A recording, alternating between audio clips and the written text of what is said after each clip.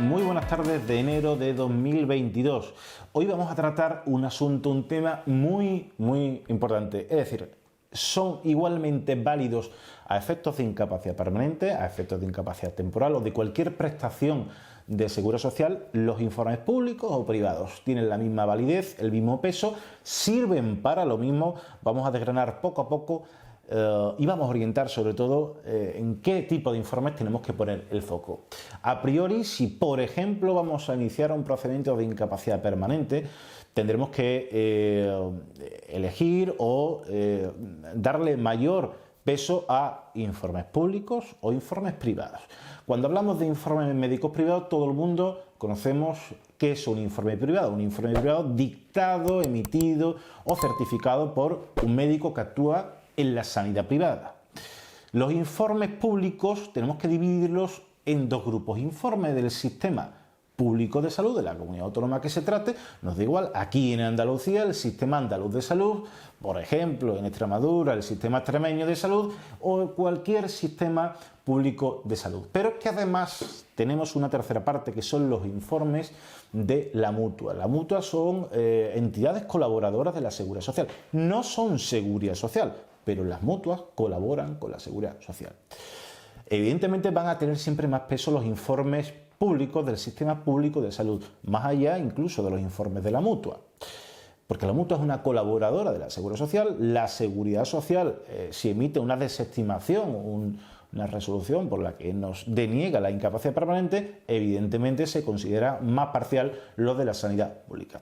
No significa esto que con los informes de la sanidad privada no se pueda conseguir una incapacidad permanente. Es totalmente posible. ¿Tienen menos peso? Por supuesto que tienen menos peso.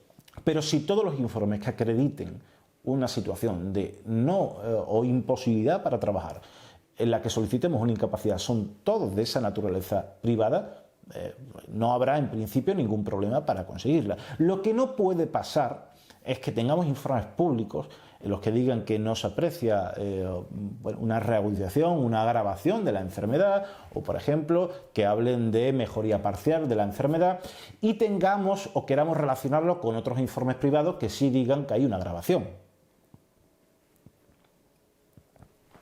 En ese caso, de forma automática y sofacta, pues los informes privados no tendrán ningún tipo de validez, porque es lo contrario que uno público. Por tanto, hay que saber segmentar informes públicos, informes privados e informes de mutua. Evidentemente, desgraciadamente, no la mayoría, pero sí en muchos casos, los informes de las mutuas de accidentes de trabajo y enfermedades profesionales no recogen con la suficiente entidad las consecuencias del cuadro clínico. Por tanto, es una situación muy conocida en la jurisdicción y esos informes se valorarán de forma objetiva, pero dándole el peso que tienen que tener. Por tanto, si tenemos que tener una recomendación, dar una recomendación general, es que los informes tienen que ser públicos.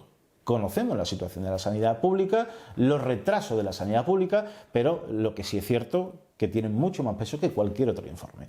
Por tanto, evidentemente tendremos que centrarnos primero en informes de atención primaria de nuestro médico de atención primaria, que es quien mejor nos conoce. A partir de ahí, ese médico de atención primaria tendrá que hacernos derivaciones en las sucesivas especialidades, por ejemplo, para fibromialgia, dolor crónico, fatiga crónica, al reumatólogo, una meniscopatía, por ejemplo, para el traumatólogo. Y si ese tipo de procesos patológicos conllevan dolor, tendrá que derivarnos a la unidad del dolor. Y esa unidad del dolor o cualquier especialidad tendrá a su vez que emitir informes médicos, que los relacionaremos con los informes médicos del médico de cabecera o de atención primaria. Y ese conjunto de informes médicos públicos será nuestro aliado para conseguir la incapacidad permanente. Una vez que tengamos calidad en esos informes, ya nos plantearemos acudir al juzgado sin ningún tipo de peritaje porque no sea necesario, o con un peritaje privado, o solicitando la asistencia y evaluación del médico forense que asiste al juzgado, que como decimos es un órgano y un funcionario público. Por tanto, en cada caso hay que valorar la situación concreta y elegir siempre la mejor opción para aumentar las posibilidades de éxito de conseguir esa pensión de invalidez o de incapacidad permanente.